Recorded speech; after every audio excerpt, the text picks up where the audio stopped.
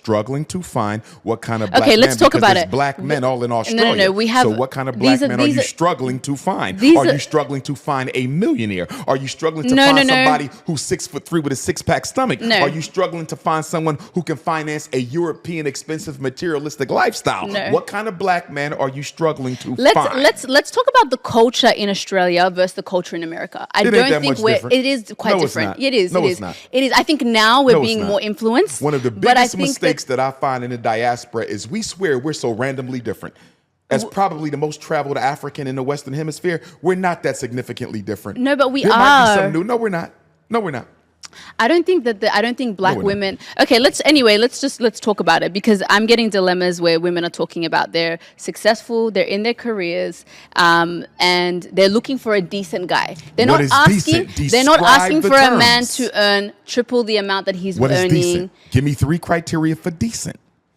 I'm a psychologist. You must define the term. Give me 3 criteria for decent. So he's emotionally intelligent. Emotionally intelligent. Okay. Assuming she is as well. Continue. He is a provider. So he's able to, or he has a decent job. They are on the same. What is a decent job? Define the term. He makes an amount that is in the same tax bracket as the woman. Let's just say that. Same tax bracket. Okay. Emotionally Financial intelligent. equity. Yes. Okay. I would just say he's a provider, he's nurturing, and he cares to build a family with her. Okay. Yeah. And the question? And the question is, women are struggling to find men that they can date. Okay. Couple things.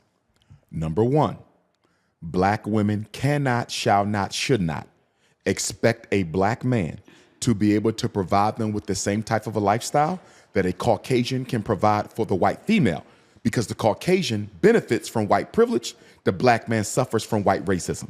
So we should not be, no sister should be looking for a European equivalent or an African equivalent of a European. A black man has to work twice as hard to get half as much. So although I can appreciate the financial equity, but if you are a doctor, a lawyer, an engineer as an African woman in Australia or America or the UK or Toronto or Johannesburg, looking for a black man who has financial equity with your type of career success, that's going to be difficult. You might got to tone it down a little bit. What I find as a therapist who works with couples, married, divorced, and otherwise, too often black women prioritize a man's income over his masculinity, meaning he can provide. He's willing to help with those children. He will nurture you, look out for you, but he might not be able to put you in a Mercedes. He might not be able to help you with that $1 million mortgage. And I've seen black women turn down good men, very good men, because he didn't have the economics, but he had everything else. Sisters need to be careful not to fall into this European narrative of judging men primarily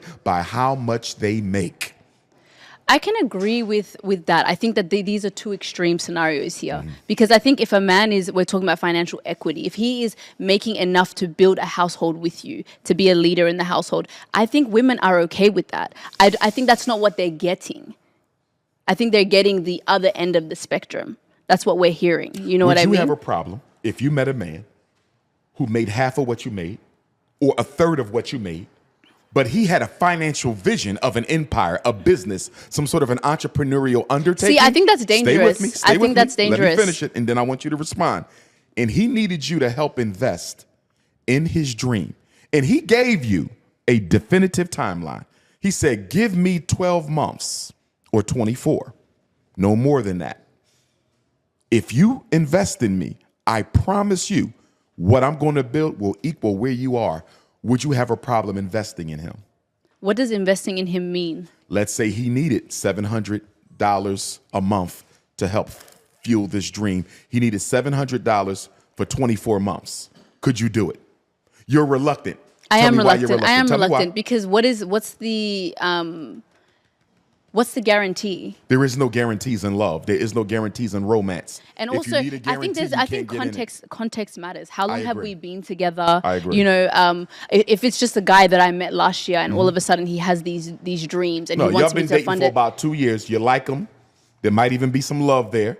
And he's saying there might be some love there is crazy. There has to be some love there. Let's say there has to be a future there.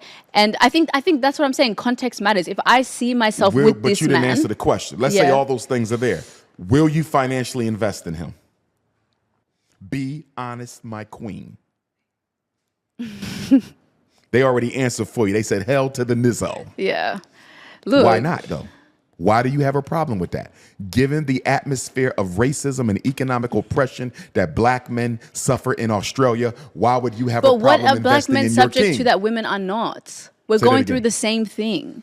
True, but it operates differently. The racism against black men is significantly more aggressive than the racism against black women. Now, I don't want to get into an oppression Olympics because I agree with you. We all suffer and we suffer together. But a man's primary responsibility is to be a provider. And we don't feel adequate as men when we can't provide. So your king, who you love, who you've been dating for 2 or 3 years, is saying, baby, invest in me for these 18 to 24 months. And I promise you, I will cross that finish line. You're still reluctant. I'm reluctant. Why? I'm reluctant. As my husband, if we were married and something like that happened, of course, I would be open to doing that. But would you be open to even marrying him if he was not the provider you needed him to be? He's saying, help me level up so I can become the person you want to marry. He's asking you to help him level up.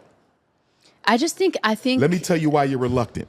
And I don't have a problem with your reluctance, but I want to explain something. Okay. And I want all my young sisters to hear me.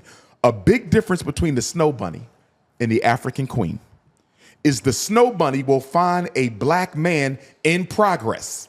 She will find him on the job. She will find him on the university. And that snow bunny will see a black man with potential and she will invest in him. She will help him level up. And then when the sisters see him 5 years ago, 5 years later, he's a millionaire. And the sisters say, look at that sellout. He went and got a white girl. But guess what? When he was looking for a sister to help him level up, to invest in him, none of them wanted it. You know why? Too many black women want a finished product. Black women have to, stay with me. Black women have to stop expecting men to be a finished product. It's harder on us. Help him level up. Stay with me. Help him level up and become what you need him to be. Because the big reason why these snow bunnies are running off with black men is they're meeting them when they have nothing, but they believe in their vision. And black women are waiting for him to cross the finish line. And by the time he crosses the finish line, the snow bunny done snatched him already.